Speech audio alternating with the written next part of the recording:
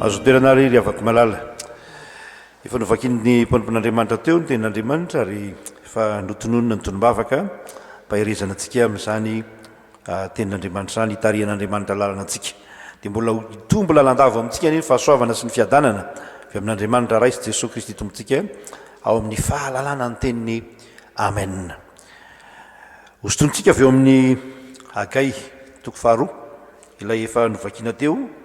ny afatra ary ao amin'izany afatra zany no hisotonantsika ny hevitra manao hoe ny fomba fiasan'andriamanitra. Ahoana ny fomba fiasan'andriamanitra rehefa miasa ho an'ny olon'andriamanitra,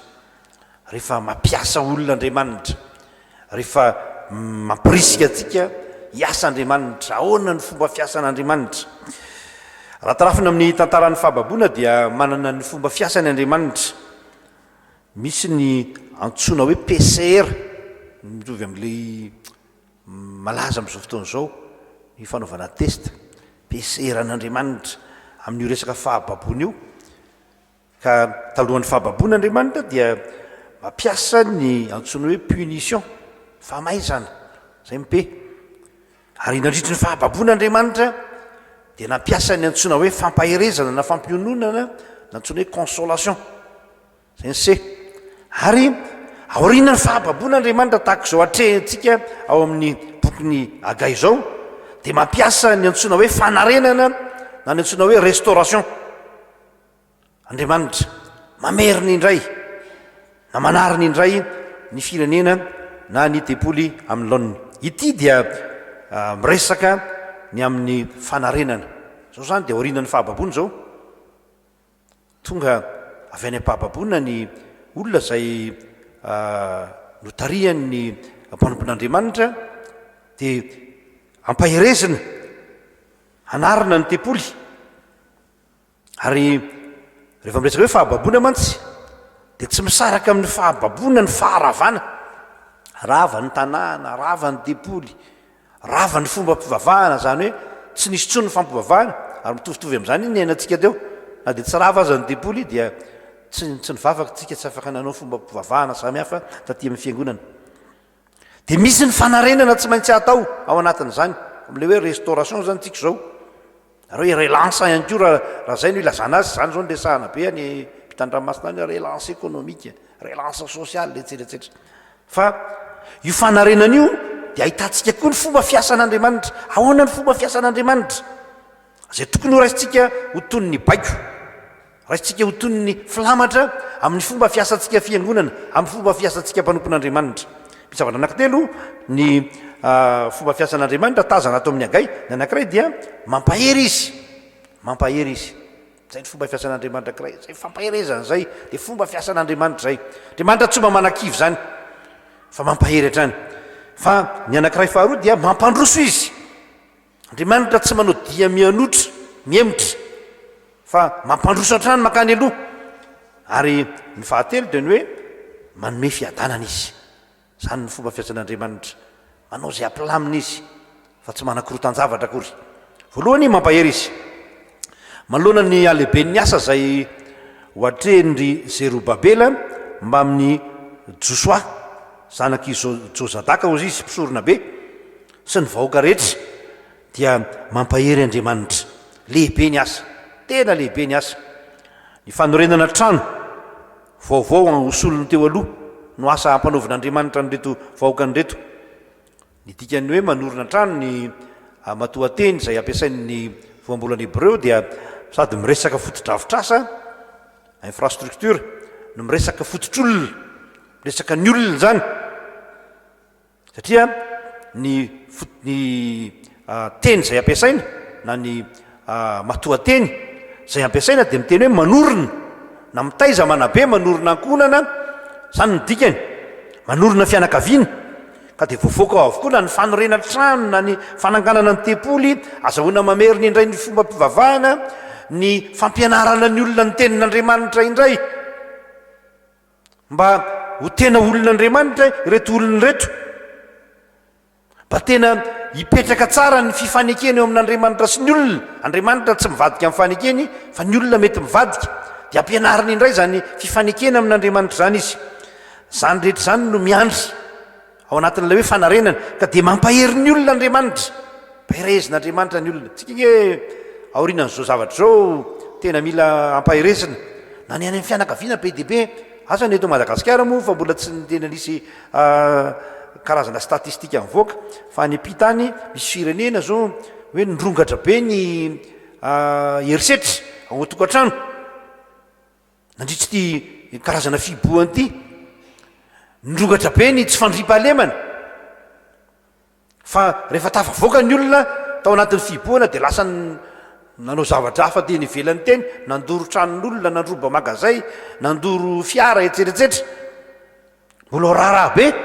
ny fanarenana ny toekarena ny fanarenana ny toetsaina ny toe-panahy ny fahasalamana indrindraindrindra saingy zao mampahery ny olona andriamanitra zay ny tombony ananantsika mpanompon'andriamanitra no amin'ny fomba fiasan'andriamanitra mampahery ny olona andriamanitra ary tsy olona ray no ampaherezin'andriamanitra fa nampahereziny dolona ny mpitondra fanjakana Zerobabela gouverner ry Josoa mpisorona be mpitondra fivavahana ary ny vahoaka rehetra dia nampaherezin'andriamanitra avokoa ary amin'ny alalan'ny fanomezany ny fanahiny no lazainy amin'izany hoe ny fanahiko dia mbola eo aminareo ihany ombanareo any amin'ny Joela 3 dia miresaka ny amin'ny fanomezana ny fanahy masina fampaherezana ny olona andriamanitra ary efa afaka izany dia andatsahako ny fanahiko ny nofo rehetra dia aminany ny zanakareo lasa ny zanakareo vavy ny lahy antitrareo anonofy zatovinareo ahita fahitana ary na dia ny mpanompo lasa ny mpanompo vavy azy dia andatsahako ny fanahiko amin'izany andro zany any ho an'ny olona rehetra ny fampaherezana taon'andriamanitra tsika rehetra zao zany dia ampaherezin'andriamanitra satria zany ny fomba fiasan'andriamanitra tianao ampaherezany tsika mba hahajoro amin'ny maha-mpanompon'andriamanitra atsika ary zay nge ny fiangonana ny fiangonana ne tsy natao an'olona misokajin'olona vitsy fa ny fiangonana dia natao an'ny olona rehetra misokatra ho an'ny olona rehetra ny fiangonana ary zay no mahatonga ny fampianarantsika manao hoe ny anankiray amin'ny toetra ny fiangonana ny hoe katolika ny fiangonana tsy le hoe katolika fa atoko-pinoana akory zany fa ny teny hoe katolike universel ny misokatra ho an'ny olona rehetra ny fiangonana eo maneran-tany manerana zao rehetra zao ny fiangonana dikan'izany dia afaka miditra ao tokoa ny olona rehetra ary tsika fijekema manokana dia miresaka an'izany any amin'ny fotodalànantsika fa misokatra ho an'ny olona rehetra ny fiangonana ary zany ny fampaherezana omen'andriamanitra atsika dia tanteraka amin'ny fomban'andriamanitra ny olona zany miaraka amin'ny olona andriamanitra tsy fantatro zay aompotsika sy zavatra niatra tamin'ny fiainantsika nandritra zay toejavatra zay fa dia tena tsapany hoe andriamanitra miaraka amintsika andriamanitra tsy mandao atsika eo akaikitsika mandrakariva andriamanitra porofony andriamanitra fa tsy miala amin'ny olona andriamanitra amin'ny alalany hoe tsy miala eo amin'ny olona ihany koa ny fanahiny ny fofinainy zany nydikanteny hoe fanahy moa dia hoe fofinaina na hery mahavelona na hery mampatanjaka manome an'ilay hoe hery hoentina miasa tsy hoe vivacité hoy ny teny vahiny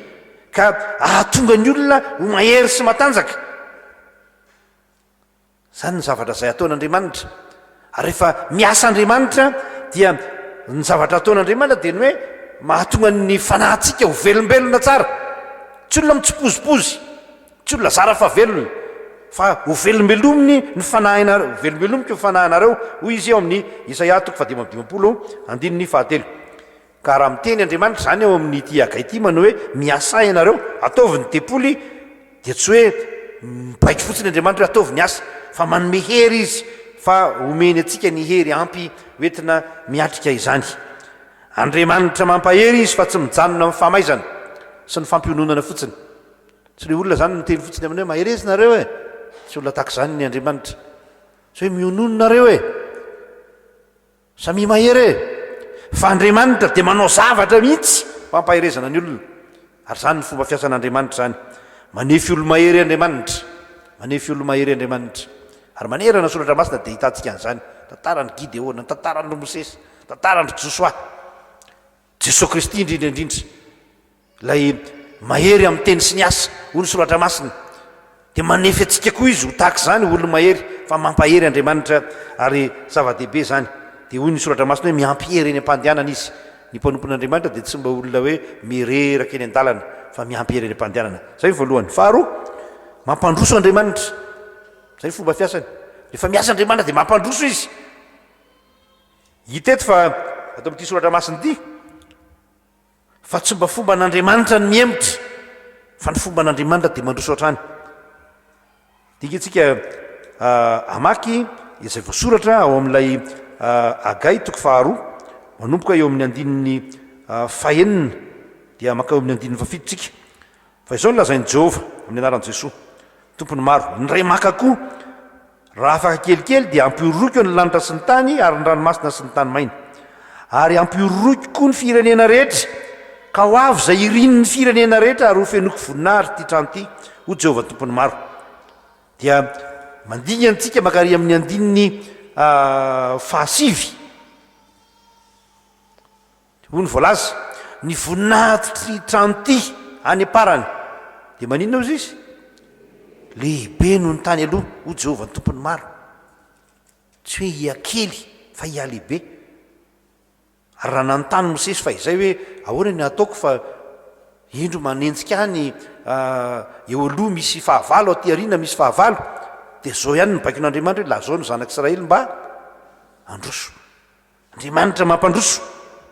marina fa sahala amin'ny hoe kelikely ty tempolo ty raha mamaka an'ilay agay ianao sahala amin'ny kelikely ny tempolo natao tsy dia mitovy loatra amin'ilay tempolo ngeda be tamin'ny androny Solomona izany tempolo natao zany to latsa-danja amin'ny voninahitra raha oharina amin'ilay tempolo mamirapiratra ty ny dikany teny hoe mamirapiratra keo dia hoe voninahitra zay ny fijerin'olombelona zay ny fihevitr'olombelona fa hafa ny fihevitr'Andriamanitra inona moa marika ilay hoe fandrosoana resahana atao anatin'ity andin-tsoratra masina ity dia hoy izy hoe ary ampiororoko koa ny firenena rehetra ka ho avy zay irin'ny firenena rehetra tsy dia mety mazava amintsika loatra izy io kanefa dia mazava tsara rehefa azavaina fa zao ny dikany tsy akasika ny firenena kely ny jiosy ihany ny zavatra ataon'Andriamanitra tsy akasika ny firenena kely io ihany fa akasika ny firenena rehetra zany hoe Andriamanitra manitatra fanjakana mandroso hatrany Andriamanitra ary zay le lazainao amin'ny asan'ny apôstôly toko voalohany ange andiny fahavalo raha azotsika tsara dia hoy izy hoe ho vavolombeloko ianareo izy izy manomboka eto Jerosalema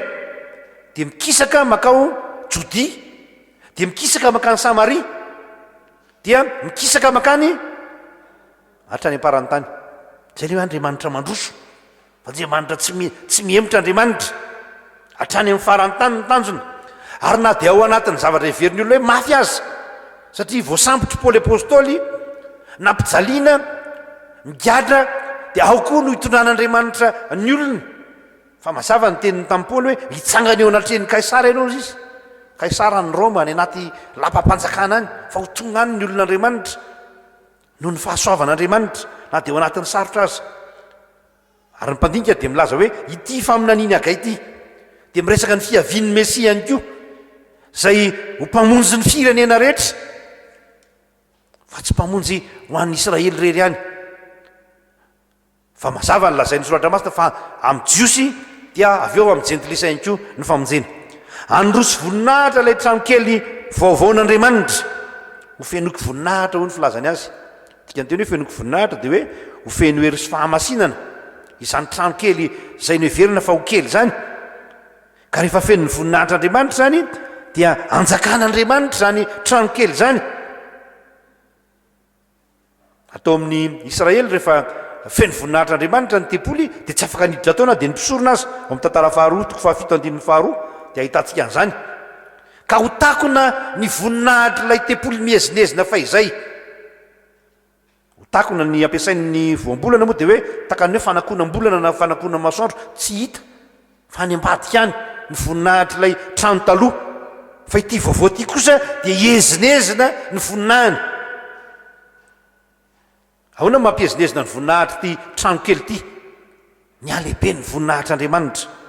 ny alehiben'Andriamanitra ny mamaritra ny voninahitra ny tempoly fa tsy ny aben'ny tempoly akory raha ny fiangonana zao ny atsika ity maro misalany hoe ngety ity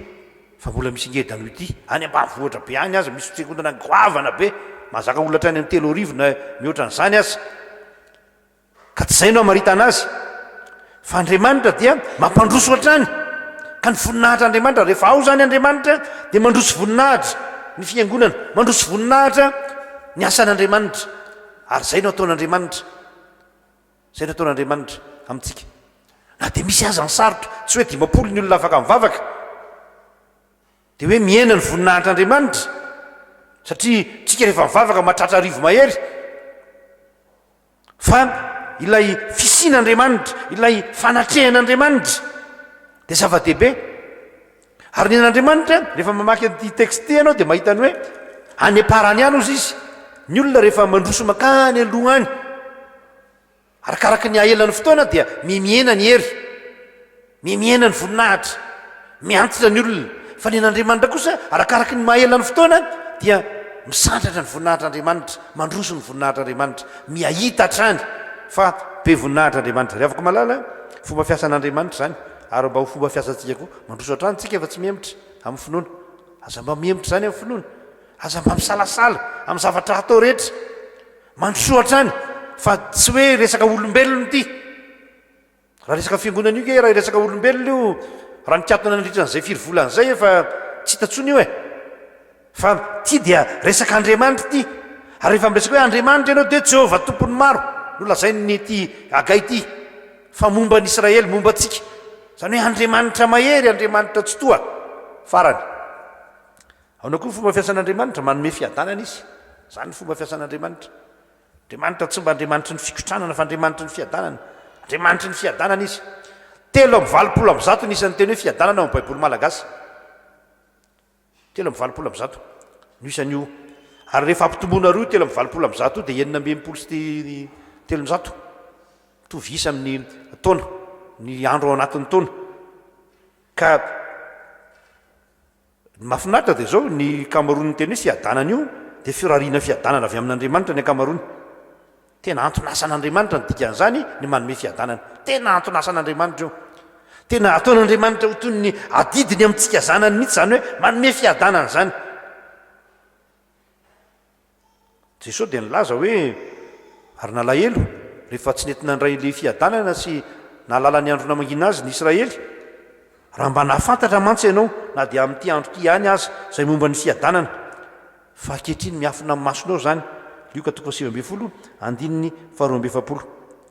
ny fiadanana zany dia avy amin'andriamanitra avy amin'ilay mesi ny fiadanana raha manana an' jesosy kristy ny olona dia manana fiadanana ary iza ny mahita fa izay mihitsy ny tian'andriamanitra atao tamin'izao problema tamin'izao olana nitranga tao amintsika zao ny namangin'andriamanitra atsika isa-tokantrano isam-baravarana nahatserovantsika hoe tena zava-dehibe zany fisian'andriamanitra eo amin'ny fiainantsika zany satria tsy manam-piadana antsika rehefa tsy eo zany andriamanitra zany mahavokatra be ny tany mety manakohaniny-tsika mety manamboly tsika saingy tsy mitondra fiadanana zany izy moa no afaka miteny hoe manambola be izy any amin'ny banky na manambola be izy ohatrany na manan-karena be izy ka hoe tsy ho faty izy hoe atanany ainy zany tsika ve dia anambola na anan-karena noho ny vazahny firenena hafa firenen-dehibe fa tsy nahatanany ain'ny olona zany any amin'ny firenena farany zay matanjaka no maro indrindra ny maty tamin'ity raharaha ty dikan'izany hoe tsy mahatanaina ny arena tsy mitondra fiadanana ny arena ary manahirana amin'izao fotoan'izao dia zao nytoetsain'ny olona lasa hoe tsy misy zavatra eritreretin'ny olona fa tsy zao ihany hoe niadanana eto ambonin'ny tany ity ny atonga zay ananana be eto ambonin'ity tany ity amin'ny fiteny vahiny moa fa tsy baiko amin'ny fiteny vahiny dia hoe ny toetsaina horizontalisme zay mieritreritra ihany ny eto ambonin'ny tany tsy mieritreritra no avy ary tsy mampiditra an'andriamanitra aza eo amin'ny fiainana rehefa manambola be rehefa manan-karena be dia mitsipaka an'andriamanitra aza resahany zany andriamanitra zany aza miresadresaka fivavahana zany amin'ny fiainana andavanandro averiko eto foana zany satria toetsaina me mahazo laka koa zany eto Madagasikara me mahazo laka zany inona moa ny atao hoe fiadanana ny fiadanana ny hoe dia ny hoe ny fahasalamana ny tsosin'ny ady ny fahavokarana fa tsy ampy zay famaritan'izay fa ny atao hoe fiadanana rehefa mijery ny teny hebreu salom ianao satria zay ny dikany fiadanana dia ny fiarahana amin'andriamanitra zay ny atao hoe fiadanana ny fiarahana amin'andriamanitra ary ao amin'andriamanitra ihany no misy ny loharan'ny mpiadanana takan'ny olona tsy manana fatsakana atsakana ianao rehefa tsy manana an'andriamanitra. Ary inona nataon'andriamanitra aloha ranom-piadanana? Ny tranon'andriamanitra, ny tempolin'andriamanitra. Ny trano anankiray zay fa faharoa ny hevitry ny trano dia hoe ny hevitry ny trano na hoe tempoly ihany koa dia hoe ianao nataon'andriamanitra loha ranom-piadanana. Fa ny lehibe indrindra dia izao, i Jesosy Kristy ny loharanon'io fiadanana io. Fiadanana maharitra nomeny atsika ka tsy ho tapaka ny fifandraisantsika amin'andriamanitra, mitondra fihavanana eo amin'ny samy olona zany, mitondra fihavanana amin'andriamanitra sy ny olona zany. Ary any aparany any dia ho tanteraka amin'ny fahafenoana zany fiadanana omen'andriamanitra zany. Ary dia ho fafany ny ranomaso rehetra amin'ny masony. Ary tsisy fahafatesany intsony sady tsisy alahelo na fitarainana na fanaintainana fa efa lasa ny zavatra taloha. Hoy Jesosy amin'ny alalan'ny Jaona ao amin'ny Apokalipsy 20:4. Afaka malala tian'andriamanitra omenantsika izany satria fomba fiasany zany manome fiadanana zany. Tiany ny ananantsika fiadanany ary zay no natonga ny Jesosy rehefa andeha izy fa hiakatra any an-danitra izy dia hoe fiadanako izy no avelako anareo, fiadanako nomeko anareo. Mahatsapa hoe manana zany fiadanana zany ve tsika? Fa fomba fiasan'andriamanitra zany. Raha tena mpanompontsika dia tsy maintsy omeny atsika zany fiadanana zany. Fa itsika mety tsy nandray, tsika mety tsy mahazo, tsika mety nandahany zany fiadanana zay nomen'andriamanitra zany. Afaka malala averiko aminao ary fa ny fomba fiasan'andriamanitra dia izao: mampahery andriamanitra ary ampahirezina ianao androany,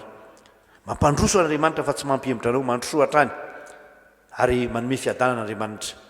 Ifikiro ny fiadanana omen'andriamanitra fa ao amin'i Jesosy Kristy sy ny finoana azy no tena misy zany fiadanana zany. Ho an'andriamanitra voninahitra. Amen.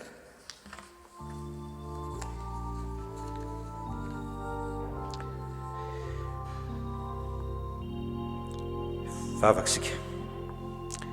indray ny fifalianay nandre indray ny fomba fiasanao Andriamanitra. Andriamanitra mahagaga ianao, Andriamanitra mampahery, Andriamanitra mampandroso anay lalandava. Ka ny voninahitra ao dia mia mamirapiratra hatrany eo amin'ny fiainan'ny mpanompon'Andriamanitra. Ny teninao dia mampandroso hatrany ny mpanompon'Andriamanitra mandra-pitatao fivonany andro. Ary Andriamanitra manome fiadanana ianao. Fomba fiasanao mihitsy zany. Ary ataonao antonasa mihitsy zany manome fiadanana ny olonao zany. Misaotra anao zay fa manana zay manana anao. Faly ny fonay. Ampandrosoy aty anatinay zany fiadanana zany. Ary eo ka androso lalandava ny fiainam-pinoanay fa tsy emitra noho izao toe-javatra izao. Ary tsy ho very finoana mandritra ny fiboahana zay. Fa mainka hitombo azy ny finoanay. Tompo, mivavak'izay mba tsy ho levon'ny fitsapana mahamay andalovany ny fiangonana sy ny finoany. Vavak'izay ho an'ny fiangonana Jerosalema vaovao mba hatanjaka ny finoanina maro. Any misy mpanomponao izay efa niara-ny vavaka teto kanefa manadino, raisin'ny tahotra, fa misy koa mpanomponao marary, mandaly fitsapana mahamay. Pahirezo ireny Tompo, ampandrosoy ireny androso aminao. Vavak'izay ho an'ny Efitsekema hahatsoro tsara ty fiangonanao, fiangonan' Jesosy Kristy eto Madagasikara ty. Ho tahinao an'iny fiangonanao hahatsoro ny mpanomponao rehetra. Vavak'izay ho an'ny tanorazanay, jereo ny firenenay. Fa mbola misy olona mivavaka eto Tompo. Raha andravan'ny Sodoma sy Gomora ianao dia niady varotra taminao i Abrahama hoe raha misy 50 marina va ho ravanao va ny tanàna. Dia ho ianao raha misy 50 marina dia tsy ho ravako ny tanàna. Matoko izay Tompo fa mihoatra ny 50 ny olona tena mivavaka eto Madagasikara. Mihoatra ny 100, mety mihoatra ny 1000, mety mihoatra ny 100 alina na ny 100 hetsy azy. Tena mivavaka amin'Andriamanitra. Mivavak'izay arovo ny firenenay. Takizay efa niarovanao azy raha teo. Asa manaraka ny adalanay na ny fahatsotsanay na ny vahoakanao na ny mpitondranay. Vahoaka hamela heloko ianao, aoka hamindra fo ianao. Sansy rehetra mahasoa anay Tompo, na ny tokantranonay, na ny fitediavanay, na ny fahasalamanay dia tonononay amin'ny anaran'i Jesosy Kristy tomponay rehefa nampianatra nay ivavaka hoe rainay o zay ny an-danitra masinany ny anaranao tonga ny fanjakanao tao any sitraponao dia an-tany ho tahaka ny an-danitra eo any an'io zay anasahaza ao anay ary mamelany elokay tahaka ny namelanay zay neloka taminay za mitoranay amin'ny fakapanafa manafahanay amin'ny ratsy anao ny fanjakana sy ny hery ary ny voninahitra mandrakizay amen. Tanterahany tompo aminao zany tsangana ka andehantsika hiara-manonona ny fanakem-pinoana apôstôlika imbona antsika amin'ny fiangonana masina maneran'izao tontolo izao manao hoe mino an'Andriamanitra raitsy toa mpanao lanitra sy ny tany aho ary mino an' Jesosy Kristy zanan'lahy tokana tompontsika izay nitorotoronina tamin'ny fanahy masina nateraka mariviritsiny nijaly raha nanapaka i Ponty Pilato nomboana tamin'ny azo fijaliana maty ka naleviny nidina tany amin'ny fiainatsita tsangana tamin'ny maty tamin'ny andro fahatelo niakatra ho any an-danitra mipetraka eo ankavanan'Andriamanitra raitsy toa avy any ny viny tsara ny velona sy ny maty mino fanahy masina aho fiangonana masina maneran'izao tontolo izao fiombonany ny olona masina ny famelan-keloka fitsangana ny tena maty ary ny fiainana mandrakizay amen.